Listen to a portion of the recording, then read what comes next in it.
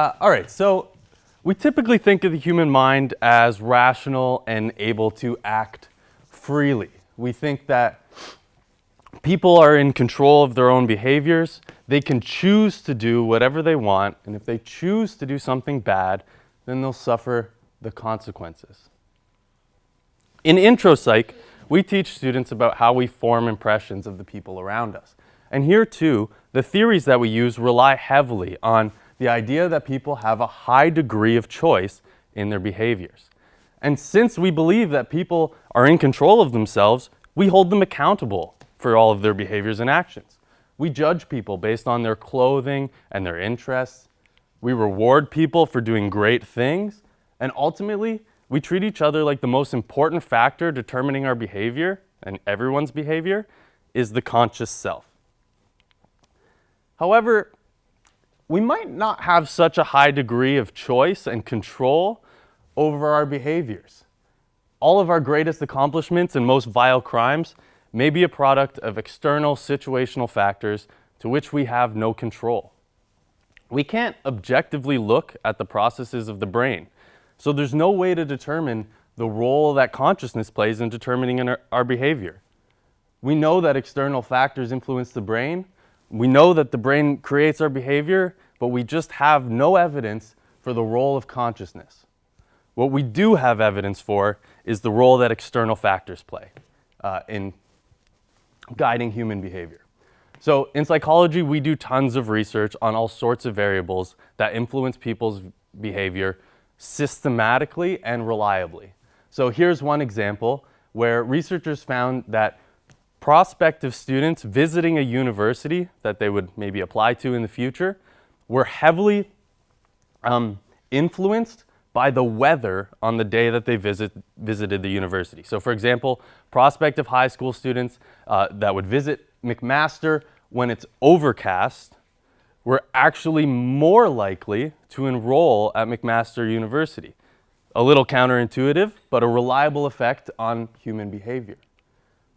We can also see examples of variables that influence our behavior in this study by Melissa Bateson. So in this office, they have milk and sugar that everybody can take and a donation pot. So you just kind of contribute for whatever milk and sugar you take, and you put money in there, and we use that to buy milk for next week. So what the researchers did was in their lab office, they put up a picture of human eyes on the wall above the donation pot.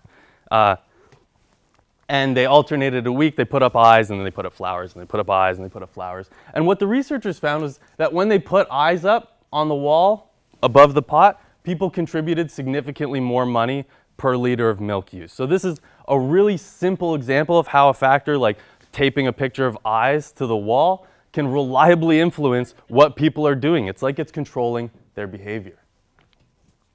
So if that's the case, that all of these factors have such reliable influence on my behavior, and we don't have evidence for my conscious self playing a role, it kind of takes away from the notion that we have free will, that can control all my behaviors. And if that's the case, then I think we need to change the Constitution, because if I've been bombarded my whole entire life by Coca-Cola ads, and that's influencing me to buy Coca-Cola products and put that crap in my body, and that's outside of my conscious control, then I would say that's a violation of my freedom of thought and belief and opinion and expression. So we either scrap this or scrap Coca-Cola. Of course, that's not going to happen. But realistically, here's what we can do with this information. So first, we can reconsider the way we make judgments of other people based on the idea that they might not have control over their behaviors.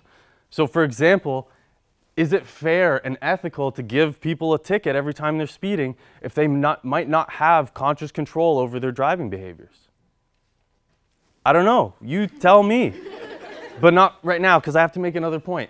So we also expect people to make healthy choices, right? To have the power and knowledge to make healthy choices and stay alive, right? However, what I see is that we bombard people with advertisements and opportunities to make unhealthy choices. And lo and behold, obesity and diet-related illness is at an all-time high, it's like an epidemic. So second, I think we could start designing our environments to promote healthy human behaviors. So take this argument home and think on it.